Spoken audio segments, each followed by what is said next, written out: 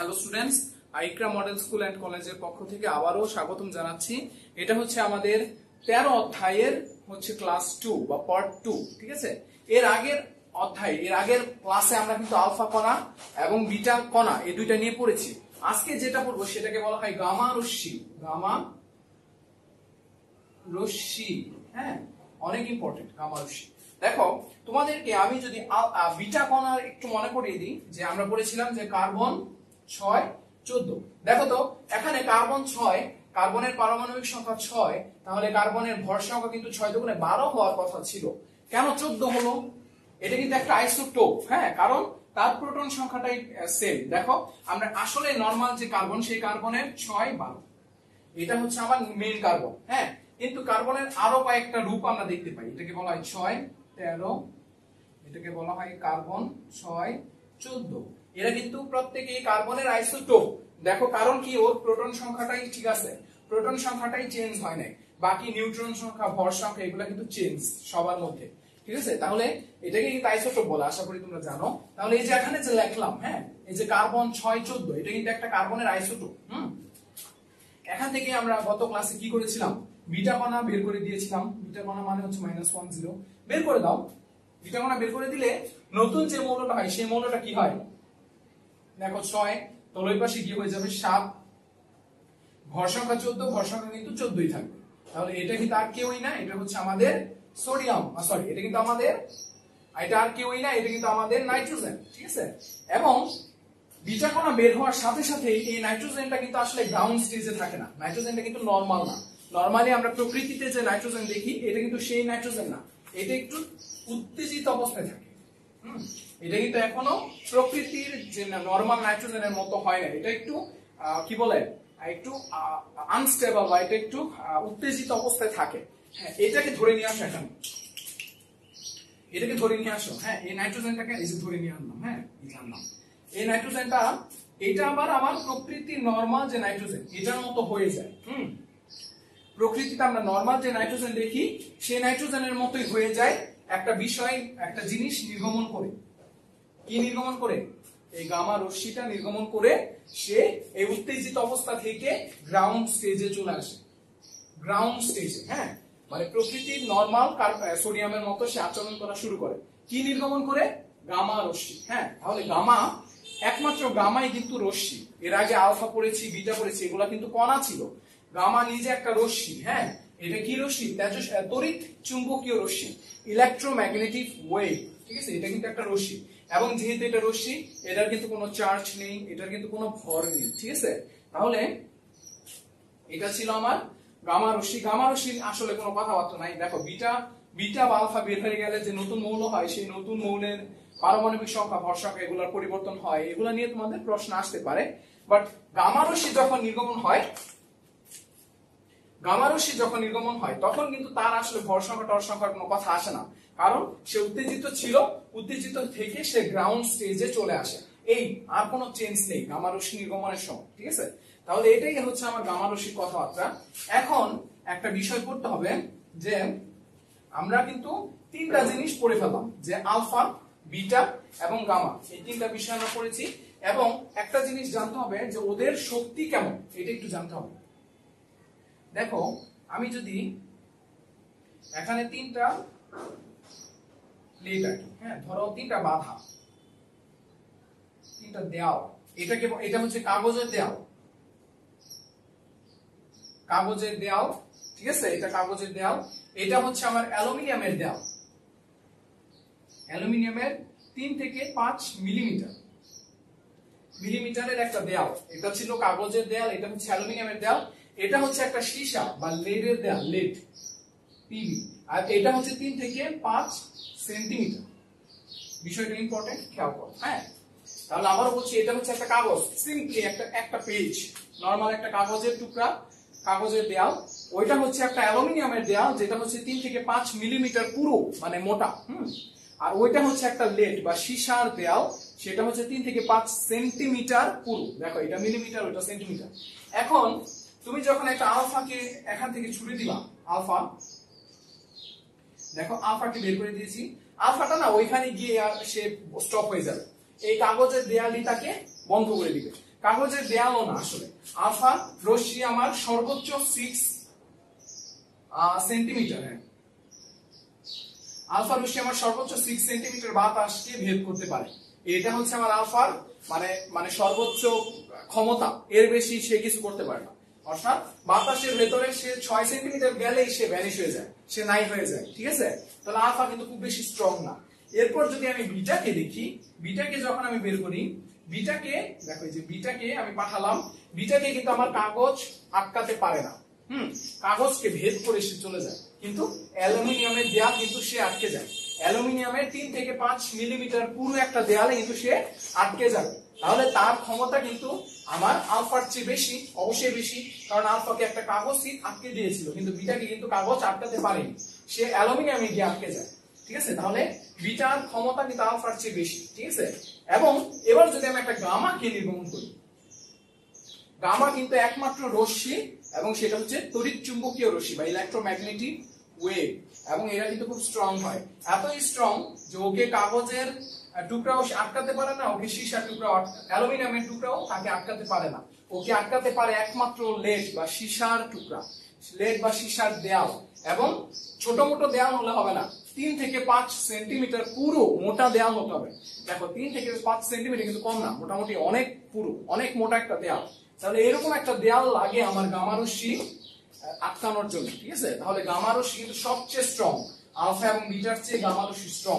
এবং কি বলে, গামা রশ্মি কিন্তু আমাদের এক্স-রেতে বা বিভিন্ন চিকিৎসা ক্ষেত্রে কিন্তু ব্যবহার হয়। এবং তোমাদের মেবি দুইটা কথা বলতে ভুলে গেছি, আচ্ছা সবচেয়ে ইম্পর্টেন্ট কথা বলতেই ভুলে গেছি, এই যে আলফা বিটা গামা রশ্মি নির্গমন বা তেজস্ক্রিয়তা, এই বিষয়টা কিন্তু আমাদের স্বাস্থ্যের জন্য ক্ষতিকর। হ্যাঁ, স্বাস্থ্যের জন্য ক্ষতিকর। কিভাবে বললাম, যে আলফা বিটা গামা রশ্মি বা এই তেজস্ক্রিয়তা নিয়ে কাজ করেছিলেন ইতিহাসে দুইজন খুবই বিখ্যাত ব্যক্তি, এটা হচ্ছে মাদাম মেরি কুরি এবং তার হাজবেন্ড পিয়ারে কুরি, ঠিক আছে। মাদাম মেরি কুরি এবং তার হাজবেন্ড পিয়ারে কুরি, এই দুইজন হচ্ছে এই তেজস্ক্রিয়তা নিয়ে কাজ করেছে তাদের সারা জীবন। এবং তেজস্ক্রিয়তার ফলে আমি যেহেতু বলেছি যে আমাদের বডিতে খারাপ ইফেক্ট ফেলে, ক্যান্সারের সৃষ্টি করে, এই কারণে এই দুইজন মানুষ মাদাম মেরি কুরি এবং পিয়ারে কুরি, এই দুইজনই কিন্তু ক্যান্সারের কারণে মারা গিয়েছিল, ঠিক আছে। দেখো আমাদের জন্য কাজ করতে করতে, এই তেজস্ক্রিয়তা নিয়ে কাজ করতে করতে তেজস্ক্রিয়তার জন্য কিন্তু তারা মারা গেছে, ঠিক আছে। তাহলে তোমরা কিন্তু অনুরোধ করবো, তোমরা হচ্ছে এই যে সায়েন্টিস্ট যারা আছে তাদের জীবনে একটু পড়বে, হ্যাঁ এরা আমাদের জন্য ওনাদের লাইফ দিয়ে দিয়েছে, ঠিক আছে। তাহলে ওনাদের অবদানের কথা জানাটা আসলে আমাদের প্রত্যেকের দায়িত্ব, ঠিক আছে। তাহলে এই যে এখনো দেখো আমরা জানি হিরোশিমা এবং নাগাসাকিতে যে বোম ফেলা হয়েছিল, নিউক্লিয়ার বোম, হ্যাঁ এগুলা কিন্তু আসলে এই যে এই তেজস্ক্রিয়তা ছাড়ার কিছু না। একটা নিউক্লিয়ার বোম যখন ব্লাস্ট হয়, এর ভেতরকার তেজস্ক্রিয় পদার্থ কিন্তু ছড়ায় যায়, এবং তেজস্ক্রিয় পদার্থ কিন্তু আমাদের মানব দেহের জন্য ক্ষতিকর। এই কারণে এখনো কিন্তু হিরোশিমা এবং নাগাসাকিতে এখনো কিন্তু বিকলাঙ্গ বেবি জন্ম হয়। এখনো যারা জন্ম হয় তারা বিকলাঙ্গ হয়, কারো হাত থাকে না, কারো পা থাকে না, কারো হচ্ছে বডিতে কোনো না কোনো সমস্যা থেকেই থাকে। কেন? শুধুমাত্র এই তেজস্ক্রিয়তার জন্য, ঠিক আছে। তাহলে এগুলা তোমাদের জানা ইম্পর্টেন্ট, জানা দরকার। এখন যে টপিকটা পড়বো সেটা হচ্ছে অর্ধায়ু। অর্ধায়ু বিষয়টা আসলে অনেক ইম্পর্টেন্ট। আচ্ছা স্টুডেন্টস, তোমাদের প্রথম ক্লাসে যখন আমি কি বলে মৌল থেকে বিটা নির্গমন দেখিয়েছিলাম, তাই না? মৌল থেকে বিটা নির্গমন যখন দেখানো হয়েছিল তখন একটা ইম্পর্টেন্ট কথা বলা ভুলে গেছি। হ্যাঁ, যখন আমার যে হচ্ছে বিটা নির্গমন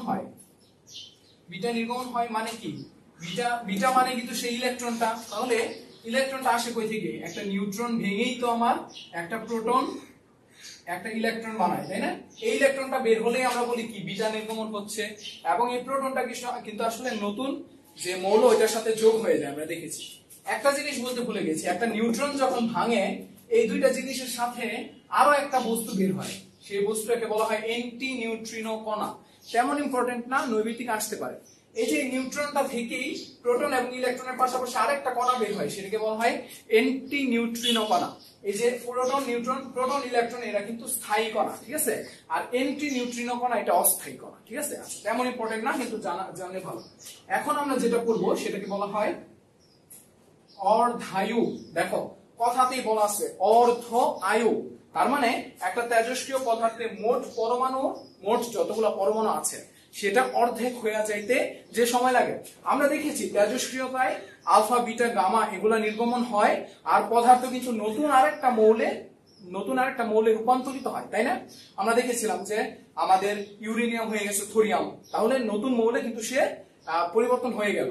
এই যে নতুন মৌলে পরিবর্তন হওয়া মানে কিন্তু তার পরিমাণটা আস্তে আস্তে কমা।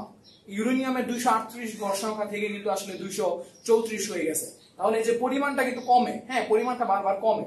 এই পরিমাণটা অর্ধেকটা কমতে যে সময় লাগে, নরমালি মানে শুরুতে যে পরিমাণ ছিল সেই পরিমাণটা অর্ধেক হয়ে যেতে যে সময় লাগে সেই সময়টাকে আমরা বলি অর্ধেক। হ্যাঁ, আমরা একটু চিত্রের মাধ্যমে বিষয়টা মনে রাখতে পারি। বিষয়টা দেখো, আসলে আহামরি কঠিন কিছু না। ধরে নাও এই যে এইটা আমার একটা মৌল, 2 3 4, 2 3 4। দেখো তো কয়টা মৌল দেখতে পাচ্ছ? 16টা দেখতে পাচ্ছ না? আচ্ছা 16টা। হ্যাঁ, ধরো এইটা থেকে আমার হয়ে গেল এরকম, দেখো তো 16টা থেকে হয়ে গেল 8টা। আমি আবারও বলছি যে শুরুতে যে পরিমাণ ছিল, হ্যাঁ তেজস্ক্রিয় পদার্থের পরিমাণ শুরুতে যা ছিল তার অর্ধেক হয়ে যেতে যে সময় লাগে সেই সময়টাকে অর্ধায়ু বলে। অনেক সময় এটাকে একটি হাফ দ্বারা লেখা হয়। এটাই হচ্ছে অর্ধায়ুর সংজ্ঞা। আবার দেখো এই যে এই 8টা ভেঙে আবার এক সময় কি হয়ে যাবে? 4টা হয়ে যাবে। এই 4টা হতেও কিন্তু এই একই সময় লাগবে। খুব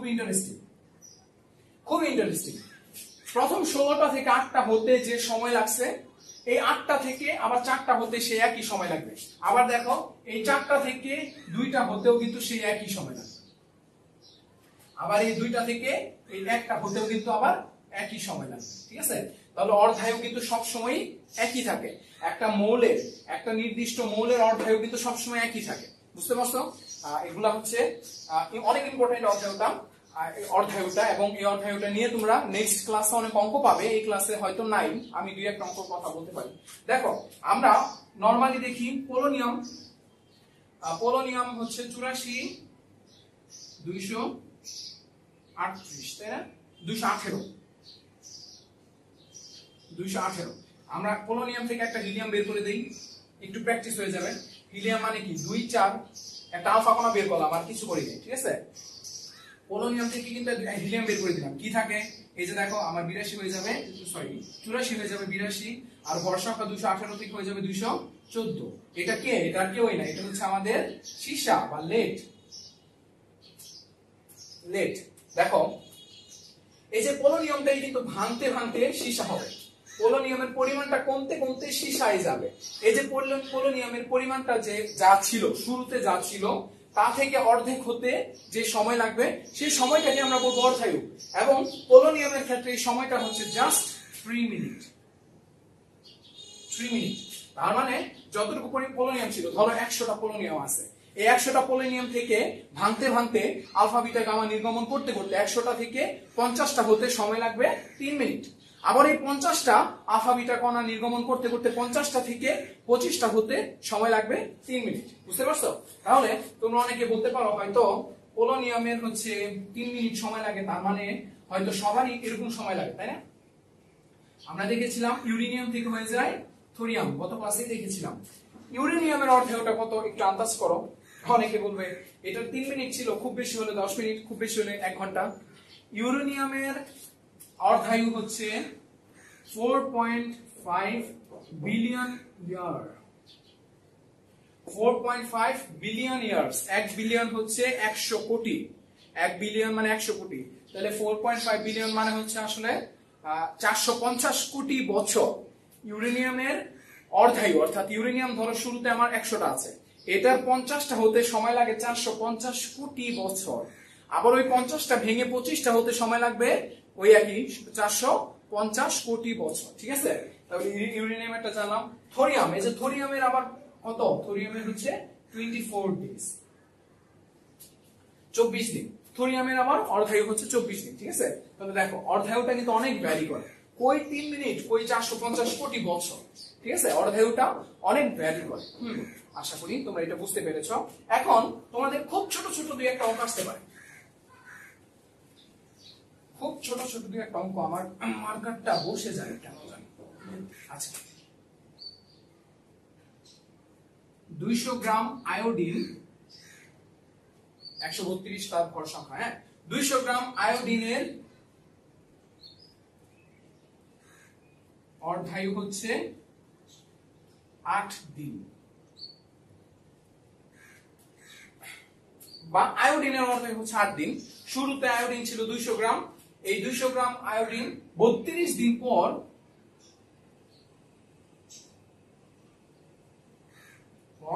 আয়োডিনের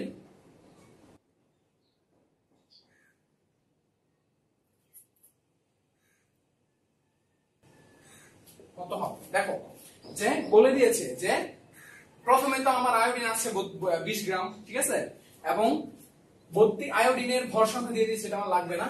আয়োডিনের অর্ধায়ুটা দেওয়া আছে 8 দিন, এবং তোমার প্রশ্ন হচ্ছে 32 দিন পর আয়োডিনের পরিমাণটা কত হবে। তাহলে দেখো আমরা জানি যে আসলে 200 শুরুতে ছিল, তার অর্ধায়ু হচ্ছে 8 দিন, তাহলে 8 দিন পর তার পরিমাণ কত হবে?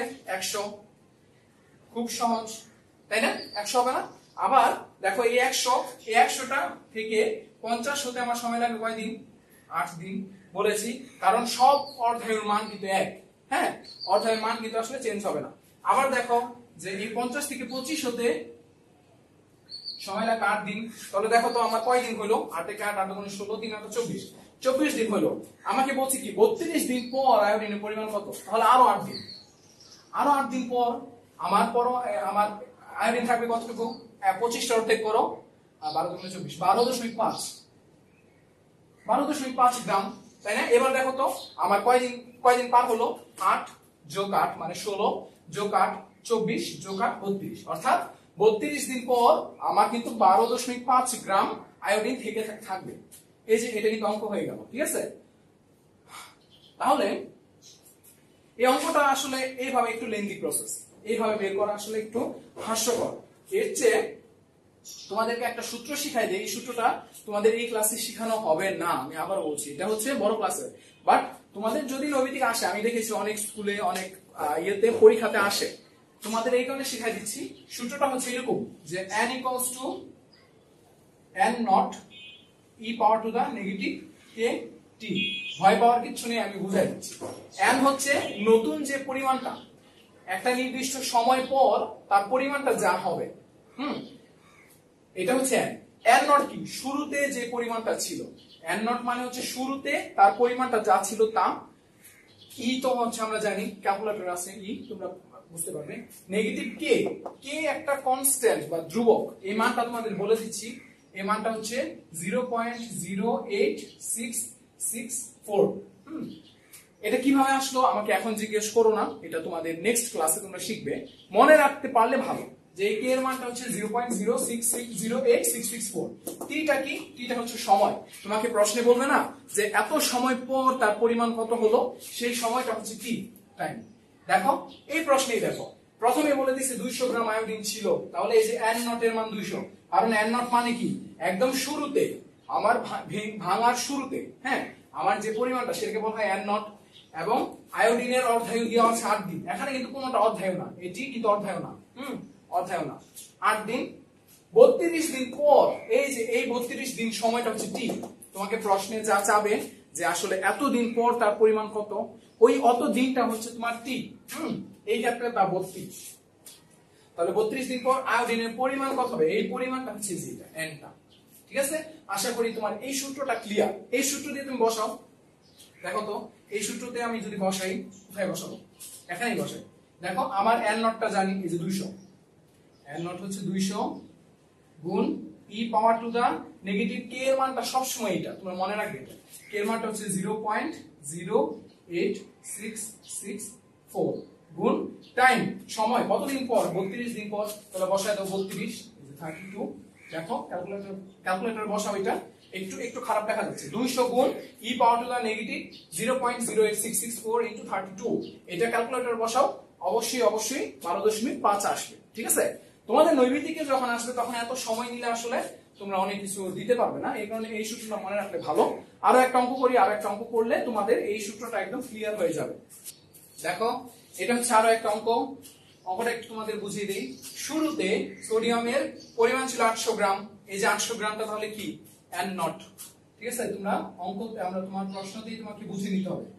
800টা হচ্ছে n নট, এর অর্ধায় আছে 8 আওয়ার, ঠিক আছে?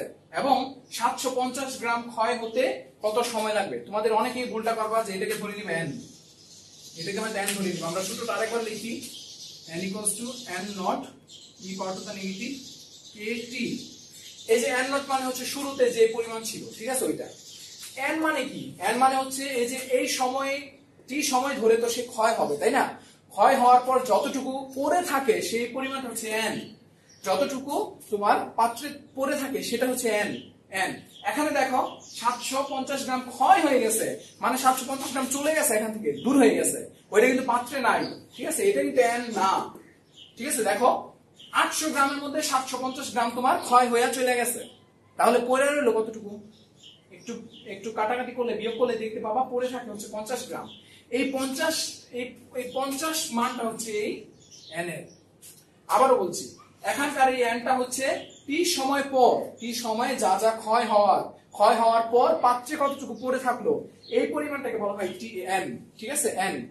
এখানে যেটা বলা আছে 750 গ্রাম ক্ষয় হলো, এই পরিমাণটা কিন্তু ক্ষয় হয়ে দূর হয়ে গেছে, এখান থেকে চলে গেছে, তাহলে এটা কিন্তু n না।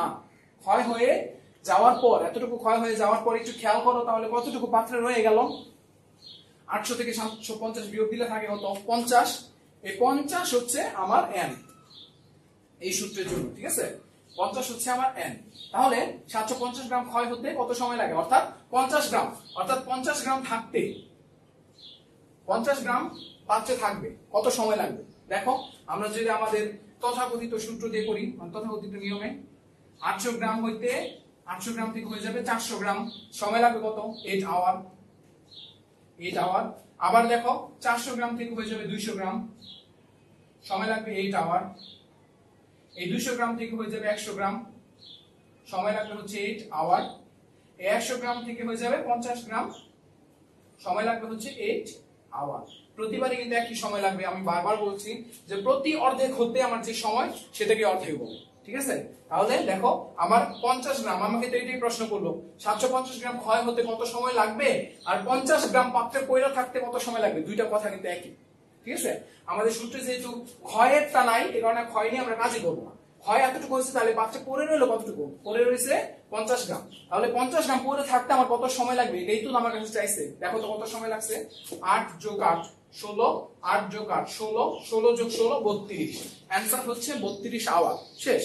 কিন্তু এটা হচ্ছে একটা লেন্দি প্রসেসিং, এটা না করে তোমরা এই সূত্রে বসাই দিতে পারো।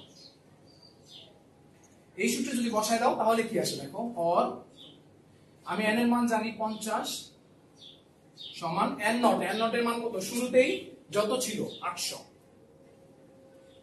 গুণ e পাওয়ার টু দা, এখানে লিখি e power to the negative k এর মান কিন্তু আমি জানি 0.08664 সময় t। দেখো তো এই সময়ের মানটাই জানি না, এটাই তো আমার কাছে বের করতে চাইছে, তাই না? এটাই আমার কাছে বের করতে চাইছে। এখন এই সূত্রটা এখান থেকে তোমাকে এই টিটা বের করতে হবে। তোমাদের মনে হইতে পারে অনেক কঠিন, যদি কঠিন লাগে তাহলে ওইভাবে করো, কিন্তু মানে এই সূত্র থেকে টিটা বের করার একটা ক্যালকুলেটর প্রসেস আছে, আমি প্রসেসটা তোমাদের আজকে দেখাই দিব, ঠিক আছে? তাহলে আমি বলতে চাচ্ছি দেখো যে এইভাবে করলেও কিন্তু সহজ। তোমাদের যে নিয়মটা শিখাই দিব ওইটা দেখে তোমরা কি করবে, ক্যালকুলেটরে সব এইভাবে বসাবে। এই যে টি, এই টিটা জানো না, এই টিটা ক্লিক করবে, ক্যালকুলেটর নিজেই তোমাকে টি বের করে দিবে। আসলে এত কঠিন না, ঠিক আছে? এটা আমি তোমাদের আজকেই শিখাবো। আমি বলতে চাচ্ছি যে এই প্রসেসিংটার চেয়ে এই প্রসেসিংটা ভালো। হ্যাঁ, এই কে এর মানটা কিন্তু সবসময় 0.08664 থাকবে। এবং এই যে এখনই তোমাদের আমি ক্যালকুলেটরে দেখাই দিচ্ছি বিষয়টা। আর আজকে হচ্ছে তেজস্ক্রিয়তা পর্যন্তই আমরা পড়বো। এরপরের টপিকটা হচ্ছে ইলেকট্রনিক্স এর ক্রমবিকাশ বা ক্রমবর্ধমান বা এরকম একটা আছে, ঠিক আছে? মানে ইতিহাস, কিছু কথাবার্তা আছে, ওগুলা তোমরা রিডিং এর মতো করে পড়ে ফেলবা, ঠিক আছে? ইতিহাস জানাও কিন্তু অনেক ইম্পর্টেন্ট। জাস্ট আমরা এই এত মানে মানুষ কষ্ট করে আমাদের যা দিছে, শুধু আউটপুটটা দেখলে তো হবে না, তারা যে কষ্ট করলো ওই কষ্টের কথাবার্তাগুলো আমাদের জানতে হবে, ঠিক আছে? তাহলে অনুরোধ রইল তোমরা হচ্ছে ওই ক্রমবিকাশ বা এরকম একটা টপিক আছে, ওই টপিকটা তোমরা পড়ে রাখবে। এবং এই যে এই কাজটা কিভাবে করে ক্যালকুলেটরে, এটা আমি তোমাকে এখনই দেখাই দিচ্ছি, নেক্সট ক্লাসে আবার দেখা হবে। ওকে স্টুডেন্টস, সো তোমাদেরকে আমি প্রিভিয়াস কিছুক্ষণ আগে যে বললাম যে তোমাদেরকে ক্যালকুলেটরের একটা কাজ দেখাবো, হ্যাঁ, এই কাজটা এখানে দেখাতে এসেছি। এই অঙ্কটা তোমরা একটু দেখো, হ্যাঁ, এটা কিন্তু আমরা আসলে সহজে বের করতে পারি যে x ইকুয়ালস টু এই 5টাকে ওই পাশে নিয়ে গেলে এই 5টা কিন্তু x এর সাথে গুণ আকারে আছে, তাহলে ওই পাশে নিয়ে গেলে এটা কিন্তু ভাগ হয়ে যাবে, তাহলে 25-এর সাথে 5 ভাগ হয়ে গেলে আমরা জানি 5 হয়, তাই না? এই কাজটাকে তুমি ক্যালকুলেটরে কিভাবে করবে দেখো, একটু ভালো করে খেয়াল করো। বিষয়টা একদম সহজ, একদম ছোট্ট, কিন্তু খুব ইম্পর্টেন্ট। হ্যাঁ, আমরা আমাদের নেক্সট বড় ক্লাসে বা এখনই তোমরা হচ্ছে অনেক সহজে এই ওয়েটা ইউজ করে তোমরা সহজেই হচ্ছে ক্যালকুলেটরের মাধ্যমেই তুমি উত্তর বের করে ফেলতে পারো। হ্যাঁ, দেখো আমাকে এই সূত্রটা লিখতে হবে, তাহলে খাতায় তুমি ক্যালকুলেটরে তুমি এই সূত্রটা সিম্পলি লেখো যে 5x। দেখো এখানে একটা রেড কালার x আছে, হ্যাঁ, আশা করি তোমাদের ক্যালকুলেটরে তোমরা খেয়াল করছো রেড কালার একটা x আছে, তাহলে এই x টা আনতে হলে আমাকে এই আলফা বাটনটাতে ক্লিক করতে হবে, এই আলফার অনুমতি নিতে হবে। দেখো এই যে রেড আলফা, এখানে ক্লিক করলে এই আমি এক্সটা ইউজ করতে পারবো। দেখো একটা এক্স কিন্তু এসেছে। আবার দেখো একটা সমান চিহ্ন আছে, সমান চিহ্নটা হচ্ছে আবার এই যে এখানে রেড কালার, ঠিক আছে? তাহলে এটা ইউজ করতে হলেও কিন্তু আমাকে আলফা অনুমতি নিতে হবে, তাহলে আলফা এই যে সমান চিহ্ন, ঠিক আছে? এরপর হচ্ছে 25, দেখো 25। এবার তোমাকে কি করতে হবে, এটার সলভ বের করতে হবে। এই যে দেখো এখানে সলভটা হলুদ কালারে লেখা, তো হলুদ কালার আবার হচ্ছে এই যে শিফট, তো শিফটে ক্লিক করে মানে আমি সলভ করতে চাইলে আমাকে অনুমতি নিতে হবে এই বাটনটা থেকে। তাহলে এই যে দেখো এই শিফটে ক্লিক করলাম, এরপর সলভে ক্লিক করলাম, এখনো সলভ হয়নি, আমি এই যে সমান বের করতে চাচ্ছি, মানে আমার অ্যান্সারটা বের করতে চাচ্ছি, তাহলে এই অ্যান্সারটাতে ক্লিক করলেই অ্যান্সার 5 চলে আসবে, ঠিক আছে?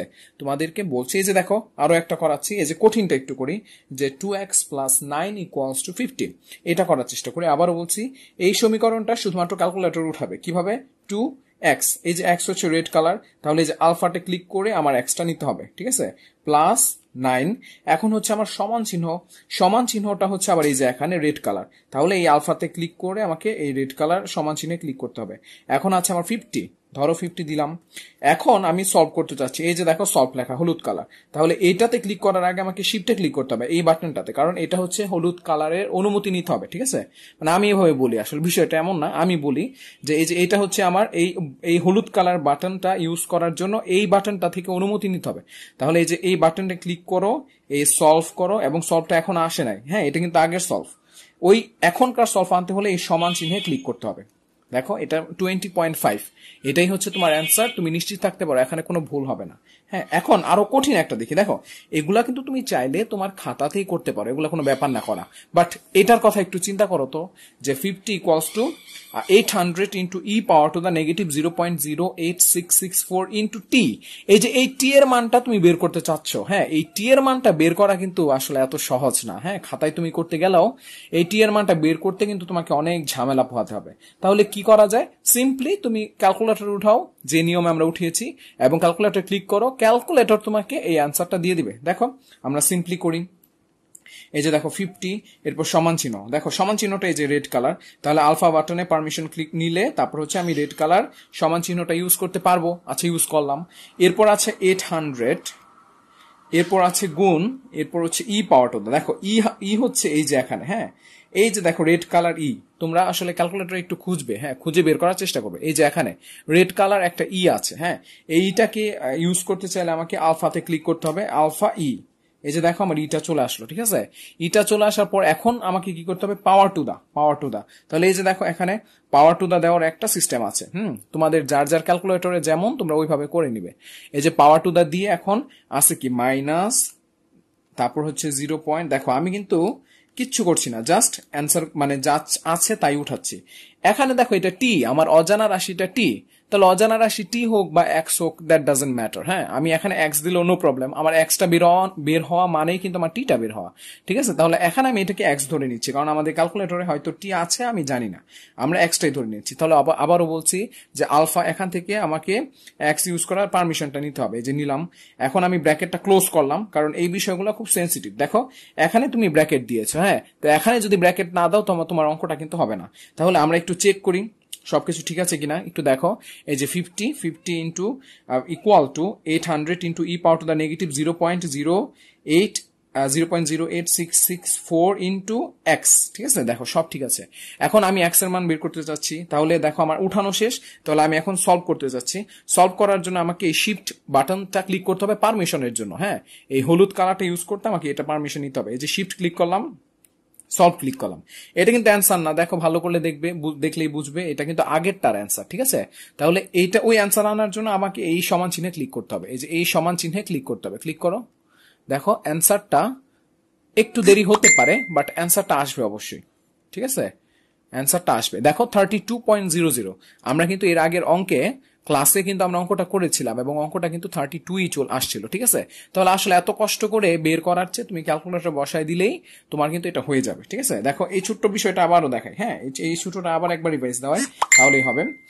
সরি সাউন্ডের জন্য সরি। দেখো 2x, এক্স হচ্ছে এই যে এক্স রেড কালার, এটাকে ইউজ করতে হলে আমাকে আলফা বাটনে পারমিশনের জন্য ক্লিক করতে হবে, এই যে আলফা এরপর এক্স, দেখো চলে আসছে এক্স প্লাস 9, এবার ইকুয়াল টু, এই যে ইকুয়াল টু আবার এখানে রেড কালার ইকুয়াল টু, এই red colour equal to use করতে হলে তোমার রেড কালারের পারমিশন নিতে হবে, তাহলে এই যে আলফা, এই যে পারমিশন নিলাম, ঠিক আছে। দেখো আমার সমান চিহ্ন চলে আসলো। এরপর হচ্ছে 50, দেখো তোমার তোলার পর বারবার চেক করবে, কারণ ভুল হলেই আসলে হচ্ছে তোমারটা গ্র্যান্ট হবে না, তোমারটা সমস্যা হয়ে যাবে, হ্যাঁ, অ্যান্সার আসবে না। এবার আমি সলভ করতে চাচ্ছি, এই যে সলভ হচ্ছে হলুদ কালার, তাহলে হলুদ অনুমতি নিচ্ছি, এই যে সলভ, শিফট সলভ, এটা কিন্তু অ্যান্সার না, হ্যাঁ। তাহলে অ্যান্সার পেতে হলে আমাকে এই সমান চিহ্নে ক্লিক করতে হবে, এই যে সমান চিহ্নে ক্লিক করো, দেখো চলে আসবে 20.5। আশা করি বিষয়টা বুঝতে পারছো। তোমরা এই বিষয়টা যত প্র্যাকটিস করবে তোমাদের তত আসলে মাথার ভিতরে ঢুকবে, হ্যাঁ, মাথার ভিতরে ঢুকবে, তোমরা তত এটা ইউজ টু হবে। আর এই হচ্ছে ট্রিকটা, ক্যালকুলেটর এই ট্রিকটা দিয়ে আসলে অনেক অনেক অঙ্ক করা যায়, অনেক হেল্প পাওয়া যায়, ঠিক আছে। তোমাদের অনুরোধ রইলেও তোমরা হচ্ছে আরো বড় বড় অঙ্ক, হ্যাঁ, বড় বড় সমীকরণগুলো হচ্ছে এই সিস্টেমে তোমরা হচ্ছে সলভ করবে, তাহলে দেখবে তোমাদের হাত বসে গেছে ক্যালকুলেটর। এবং আমি হচ্ছে রিকমেন্ড করবো এই টাইপের ক্যালকুলেটর ইউজ করতে, যেহেতু এগুলো এখন অনুমতি আছে তোমাদের ইউজ করার।